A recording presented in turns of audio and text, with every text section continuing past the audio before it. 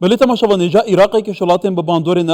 هرمیه بگمان اگر ام بحثی پیگی جیو استراتژیک عراق بکن دیگه که دا عراق ولاته که گله کی گرینگ رو شلاتا نوینه لگلو بروشای نها بی آوایه محمد شاه سودانی جی که کساتی که هفسین کساتی که پراگماتیست که حاول داده به گوتو بیجان پرسگری کن عراق یکم جار چاره سر بکه شون داد گل ولاتن در و پیوندین عراق بهستر بکه حاول داده نه اول واشنطن بگمان لقص راس بیه دیگل بایدن و بجوا کومه که بابتو پرسان هی او پرسین کده بحث کن اکتیف کرنا چارچوب استراتژیکه دوغلاس اولیوانت لکولر بلند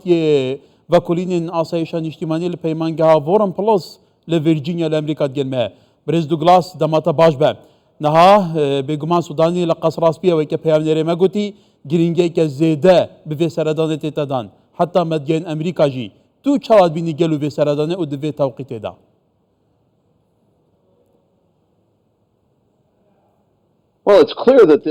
رونا كاتكي قيراناوية وهمومان دلين قيران راسا مترسية بلام درفتشي تدايا بويا هيرشكاني ايران لچن روجي رابردو لدويني قيرانا كيا وبلام كيشبو بلام لقل اوش دا درفت هيا درفتي او هيا كبتواني بابلنجاري كي ديكا دوباتي او بكاتوا كعراق وڵاتی کی زۆر بەهێزە و یەکانگیری نێوان ئێران و ئەمریکا و ڕۆژئاوایە ئەتوانێ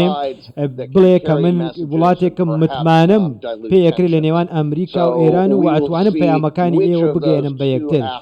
بۆیە ئەمە ئەکرێ وەکو دەرفەت سەر بکرێ ئەمە زۆرترین قسەی لەسەر ئەکرێ و هێرشەکانی با بڵێن ئێران بۆ سەر ئیسرائیل ڕاستە کێشەی بۆ دروست دەکا بەڵام توانیوێتی لەگەڵ ئەوەدا بە دوای هەندێک دەرفەتدا بگەڕێ لە ناو ئەو قەیرانەدا بۆی کە سەرنجی عێراق ئەمریکا ڕابکێشێ بۆ لای ڕۆڵی وڵاتەکەی بەڵێ کەواتەوەی کە تەژی گوتی عێراق خودی پێگەیەکی گرنگە بێگومان ئەمریکاژی سەردەم بوو لە 2023 کو سیستەمی سیاسی لە عێراقی بگۆرە عێراق vێگاوێ هەبێ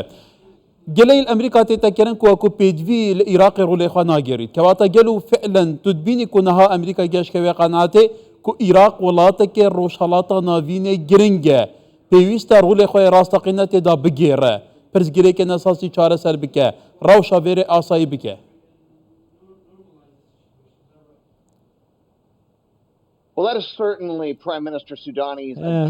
ئەمە ئەجندای سەرۆک وەزیران سوودانیە دەوێت پەیوەندیەکان ئاسایی بکاتەوە لە نێوان ئەمریکا و عێراق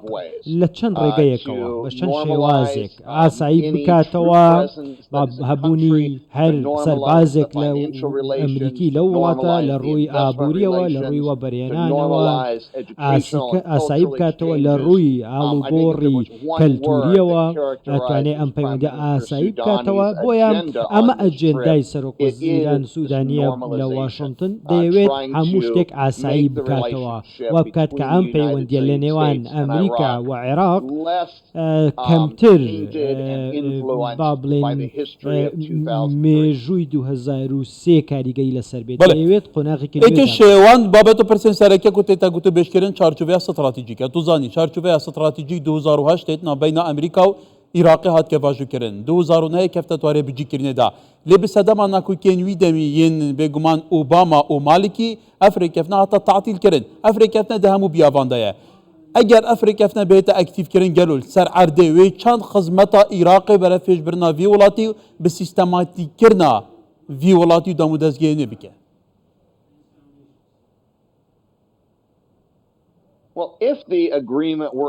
ئەگەر ڕێکەوتنەکە جێبەجێ بکرێت لەلایەن هەردوو لاوە مەبەستم واتە هیچ کەس ئەوی دیکە تۆمەتبار نەکا و ئەو ڕێکەوتنەی کە هەیە کەەوە گفتت مابڵێن 15 ساڵە بێ تقریبان بەڵام وەکو خۆی قەت جێبەجێ نەکراوە و هەموو لایەنەکانی جێبەجێ نەکراون و بۆیە پەیوەندیەکانی نێوان عێراق و واشنگتن تەنها لە ڕووی سەربازیەوە بووە و هەندێک جاریش بواری نەوتی تێکەوتووە بۆیە عێراق دەبێ بەرپرسیارەتی خۆی هەڵبستێ و ژینگەیەکی لەبار بۆ بزنس بۆ وەبەرهێنان دروستکە کامە زۆر زەحمەتە چونکە بەم شێوەیە وەبەرهێنانی ئەوروپی و ئەمریکی ناچنەوێ بەڵام لە لایەکی دیکەوە ئەبێ ئەمریکاش بە لێنز و تێڕوانینێکی دیکە و جیاواز سەیری عێراق بکە واتە ئەو عێراقەی 2003 نیە و لە 2006 کە شەڕی هەبوو و داعش هەبوو 2014 ئەم ساتانە هەمووی تێپەڕین واتە تێڕوانینی ئەمریکیش دەبێت بۆ تێڕوانینێکی 2024 بەڵێکرم بەحسی بەرپرسیان بڵندن عێراقی بگەین نەها محەممەد شیع سودانی سەرۆکی وەزیری عێراقیە ئەس لە عێراقی بێگومان لە هەرێما کوردستانê digelteme باوێکی ڕاستەخوا ئەمڕۆ ماڵا ڕەوشێ دکەین سودانی کەسێکی هەفسەنگە و کەسێکی قبولکریە لە جەمپێک هاتن عێراقی و هەوڵ دەدا پرزگیرێکی ناوخوای عێراقی چارەسەر بکات و زانی دناوە عێراقیدا پرزگیرێک هەنە عێراق وڵاتێکی فرەپێک هاتەیە دیموگرافیای جودا جودایە هەوڵ دەدا وان پرزگیرەکان چارەسەر بکات لەسەر دەرڤێژی پەیوەندیên عێراقی بێگومان پێشدا ببێت تو کە ساتکەوی چاد بینی گەلوک و فعلا ئەمریکی هەوڵ بدەن دیگەلوی بجددی کار بکەن بۆ دەرباسکردنا ڕەوشە خراپ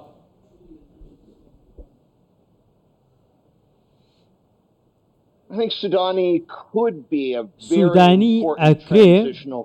ببێتە کەسایەتیەک کە عێراق بگوازێتەوە لەم قۆناغە بۆ قۆناغێکی دیکە من نەزانم ناوبانگی باشە لە عێراق خەڵک بە باشی قسەی لەسەرەکان نەک تەنها لە شیعەکان بەڵکو عەرەبە سونەکان و کوردستانیش هەموو بە جوانی قسەی لەسەرەکان سیرکەن لە پەیوەندیەکانی نێوان هەولێر و بەغدا هیچ کات باس نەکراوە هەرێمی کوردستان باسی نەکردووە کە کێشەکە سوودانیە بەڵکو وا باسییان کردو پێناسیان کردووە کە کەسێکە لایەنی چاکەی دەوێ و دەوێ ئەم ڕێکەوتنەوە خۆی جێبەجێ بکرێت بۆیە ئەمە زۆر باشە بۆ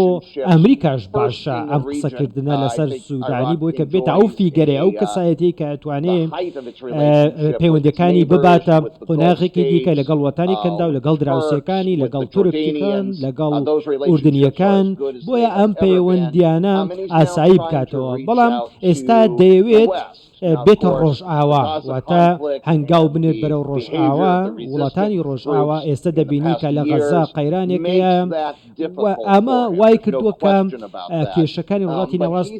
نەیهێشتە سوودانی بێتە ئەمریکا و ڕۆژئاوا بەڵام من پێم وایە دەبێتە لایەنێک کە متمانەی پێکرێ لەلایەن هەمووانەوە و پێم وابێ ئەم کەسایەتە دەتوانێت ئەم پەیوەندیانە ئەگەر ئەم بەحسی هەرێما کوردستانی بکەین توزانی هەرێما کوردستانی وەکە هەرێمێکە فیدراڵ لە عێراقیدا پەیوەندیە نوێن دیگەل ئەمریکا پەیوەندیên خورتن بەریاوێ سەردانی سەرۆکی وەزیرین هەرێما کوردستانی مەسرور بارزانیجی سەردان ئەمریکا کردبوو دیگەل مەزنە بەرپرسێن ڤی وڵاتی جیڤیا بوو ئەف سەردانە سودانیجی هەفدەمە پشتیوێ سەردانێک و ئێکش ئەندامێن ڤی شاندی نونەری حکوومەتە هەرێما کوردستانیە کەواتە ئەف هەردوو سەردانە بەهاڤرا گەل و چاندێ بنە فاکتەرێکی بەهێز ku pirzgirêkên Hewlêrê Bexda êdî bêne gotûbêjkirin bawekî konkrêtî bêne çareserkirin rolê Emerîka di vê navberê da.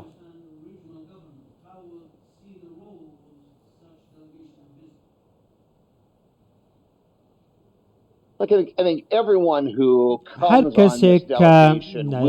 لەم ناو ئەم شاندەدا بێ بە دڵنیاییەوە لە چوارچێوەی ئەجێنداکەی سوودانیە ئەمە سەردانی حکوومەتی هەرێمی کوردستانی ئەمە سەردانی عێراقە بۆیە زۆر بەرپرسی تێدایە بابەتی کارەبا وەزیری نەوتی تێدایە و چەندین وەزارەتێکی دیکەن لە ناو شاندەکەی سەرۆک وەزیران سوودانیدا و بە هەمان شێوە شاندی حکوومەتی هەرێمی کوردستان تێدایە بۆیە من پێم وابێ زۆر بە جوانی پێشوازیان لێکرێ و گوێیان لێگیرێ بەڵام چاو و فۆکەس لەسەر ئەوە بێ کە سەرۆک وەزیران ئەجەنداکەی خۆی چۆن تەرحەکە مەبەستا من ئەف شاندەک و محەممەد شیع سودانی سەرۆکاتکەوێ دکە شاندەکە تعبیرێ هەموو پێکهاتن عێراقی دکە ku çarçoveyê Herêma Kurdistanê jî ku beşeke li Iraqê tu zanî. Kevata ekem carekê din pirsaxa dubare bikeyne yanî ta çend Emerîka di kara rolekê bi bandor bîne çareserkirina pirzgirêkê nêbera Hewlêrê Bexda ku hikûmeke pirzgirêkan li ser hevdû keleke bûne heta niha hene.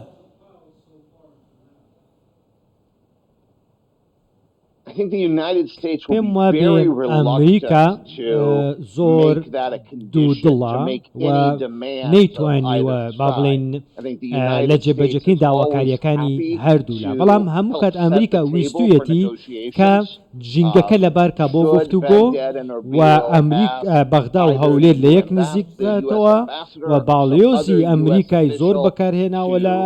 لە بەغدا بۆی کە ئەم ژینگەیە دروست بکە گفتوگۆ لە نێوان هەولێر و بەغدا زۆر باش بێ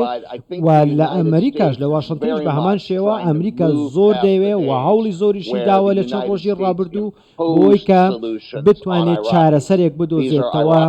بۆ ئەو کێشانەی کە هەن و نایەوێ هیچ شتێک بسەپێنێ بەسەریاندا ئەمە زۆر گرنگە دەیانەوێت ژینگەیەک دروستکەن کە ئەمریکیەکان خۆیان ببورن عێراقیەکان خۆیان بڕیار بدەن کە چۆن چارەسەرێک بدۆزنەوە و لە 20 ساڵی ڕابردوو هەروە بووە ئەمریکا دانی بەوە داناوە دەزانێت کە دەبێت هەنگاوێک بچێتە دواوە کاتێک کە دێتە سەر بابەتی ناوخۆیی عێراق ئیتر خۆی نابێ بڕیار بدا و هیچ شتێک نەسەپێنێ دەبینی کە با بڵێن حەلبوسیان دوور خستەوە کێشە دروست بوو بەڵام ئەمریکا قسەی یەکلاکەرەوەی نەکرد و ئێستاش لە بینی هەولێر و بەغدا نایوێ شتێک بسەپێن دەیەوێت خۆیان بگەنە چارەسەر بله برێس پاتریاک بله برێس دوبلاس ئۆلیڤان لێ کۆلەر بڵندێ